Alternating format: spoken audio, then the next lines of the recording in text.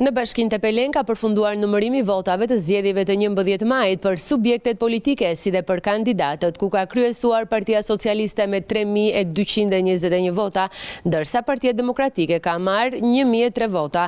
Për sa i përket zgjedhjeve të vitit 2021, Partia Socialiste mori 3.433 vota, ndërsa Partia Demokratike 1.433 vota, ndërsa Lvizja Socialiste për Integrim 752 vota. Nga ky proces votimi morën pjesë gjithsej 4.918 votues, nga të cilët vota të vlefshme u vlerësuan nga grupet e numërimit 4.716, të cilat u shpërndan tek Partia Socialiste 3.221 vota në total, tek Partia Demokratike 1.003 dhe tek Partia PSD 123 dhe Nisma bëhet 149.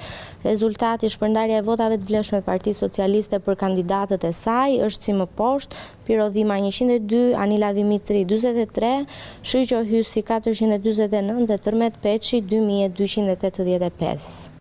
Ndërsa kandidatët për deputet të Partisë Demokratike, Mariklen Dervishi ka marrë 414 vota, Bajram Hysa 137 vota, Alma Kore 166, Arben Ristani 813 vota.